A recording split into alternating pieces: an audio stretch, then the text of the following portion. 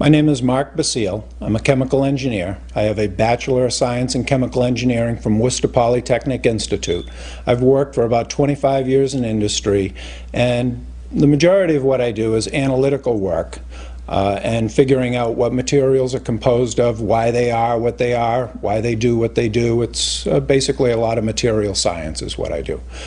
I started looking into 9/11 from the beginning. I had some serious questions based on some of my readings. An example there would be the R.J. Lee report, and then the FEMA report, Appendix C specifically, that got into some metallurgical analysis of some steel beams that were found from the World Trade Center location, which were actually analyzed by professors at the school that I went to, WPI. When I looked into both the R.J. Lee report and the FEMA report, Appendix C specifically, I just had a lot of questions, so I really started doing a lot more digging into things.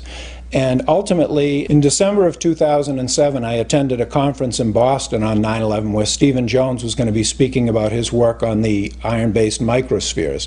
I attended the conference and listened to him talk, where he also, for the first time, discussed his discovery of the red-gray chips that we'll get into a little bit later here.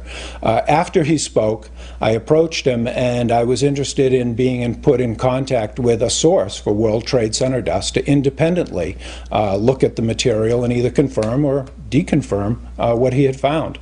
About a month later, I received my first sample of World Trade Center dust from Jeanette McKinley, which was one of the individuals that is spoken of in his report on the thermetic materials that he put out in March of 2009, I think it was. So anyway, I received a sample of dust in January of 2008 and basically started working with the material. I found iron-based microspheres in there, just as he had done, and I also found the red-gray chips that he had spoken of. I then began to do some analytical work on them, and I found that their composition was basically exactly what he had described. I was hoping to conduct some experiments with these chips, but I have not been able to get access to a differential scanning calorimeter. So I basically sat and thought for a while about what experiments I could run on these chips to try and, elucidate some of their properties of being thermitic.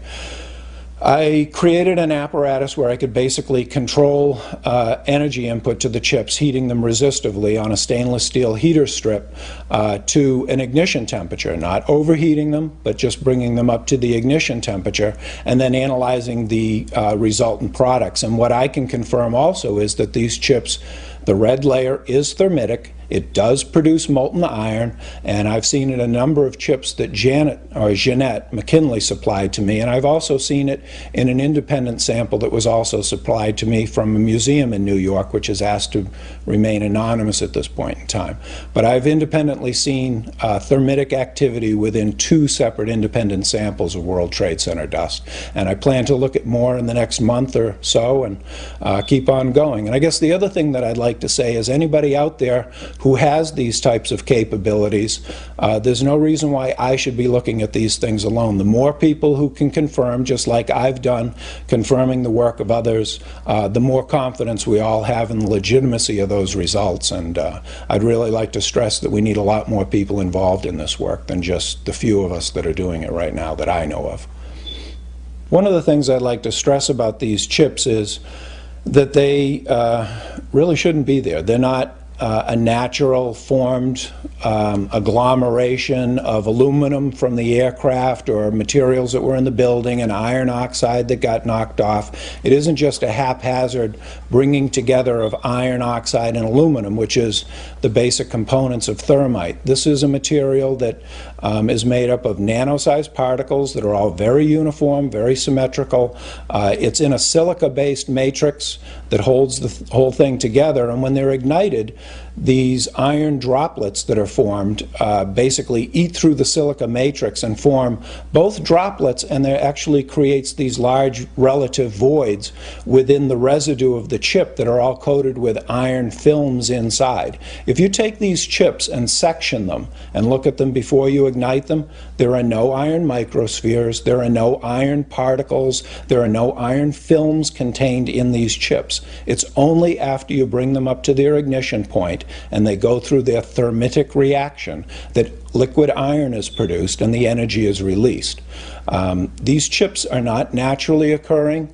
They are not going to form because some materials fall down in a building and touch each other and get compressed together. That's just not what this material is. And again, I would say that anybody who thinks that should get some, should look at them, should analyze them, and come to their own conclusions after actually doing some work versus simply just, guessing that something happened. And that's why I did it. I did it because I had questions, and I said the only way I'm ever really going to know is if I get a sample and I do it myself, and that's what I did.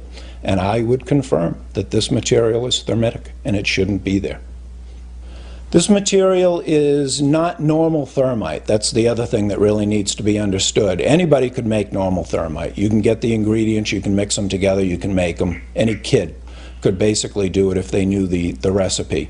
This material is composed of the real key ingredient that I don't think anybody else could really make in a convenient way is the nano aluminum. It's a controlled substance. I could go buy it, but the government limits how much I can buy of it.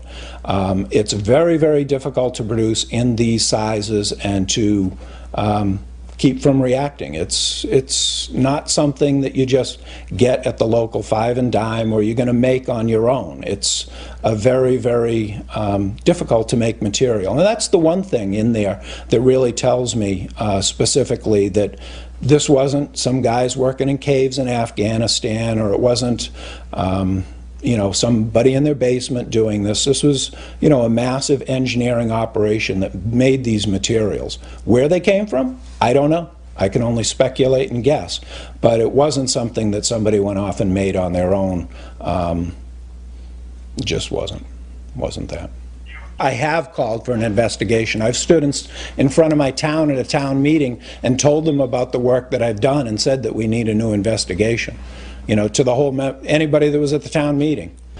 My work with this has brought me to feel that this material just is too big of an unanswered question, and it really brings us to demand a new investigation, something that's impartial, that's based in science, not avoiding looking at the truth or at anything that, an investigation would bring us to. But this really demands a new investigation. This is hard evidence that can't be refuted by anybody that goes out and gets themselves a sample of dust and looks for this material. It's very, very simple.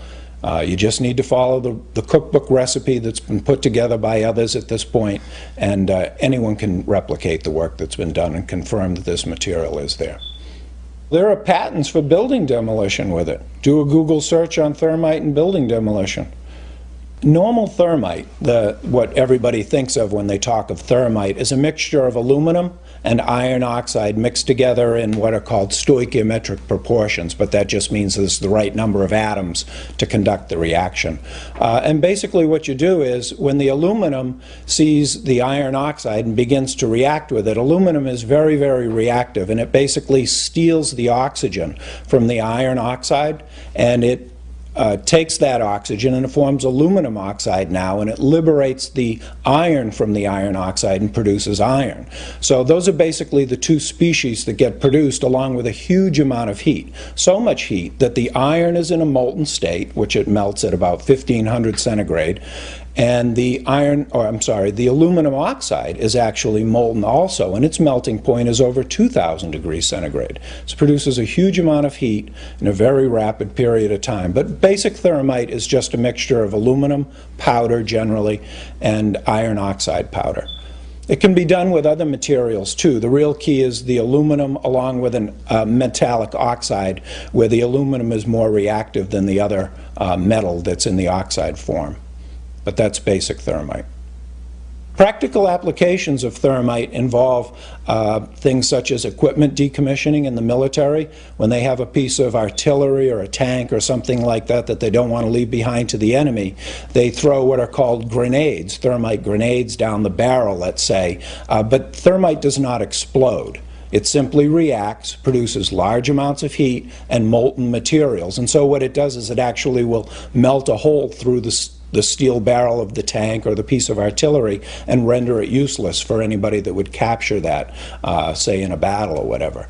So that's one of the typical uses. The other one is the military drops it onto buildings to basically burn them down or burn through, it'll burn through reinforced concrete, given enough material and enough time. So the military uses it for a number of different applications. Another one, if you do a search on Google for thermite and building demolition, you can find all sorts of wonderful devices that have been fabricated and invented that use thermite for building demolition. So it's used for a number of different things. The only other real application I can think of is it's actually used for metals preparation. It's a way to produce pure iron or pure copper or various different metals in different thermitic reactions. So it isn't just aluminum and iron oxide. There are other mechanisms, but the one that people generally speak of when they talk about thermite is the mixture of aluminum and iron oxide. An example would be that in 1984 there was a patent issued for thermite cutter charges to be used in building demolitions that could shoot molten iron through the structural steel in milliseconds. The FEMA Appendix C information, which is one of the things that really started me questioning things here. A few of the points that I'd like to talk about there to fill you guys in on as to why I was so interested in this. The FEMA Appendix C that I'm referring to here was basically a metallurgical study. There were 2 or 3, I forget exactly, beams that were found in the debris pile that had they'd been melted. There were sections of them that clearly showed melting. They had sections that were thinned away, and there were actually holes through them, and some of the ends were just melted away or even possibly evaporated away.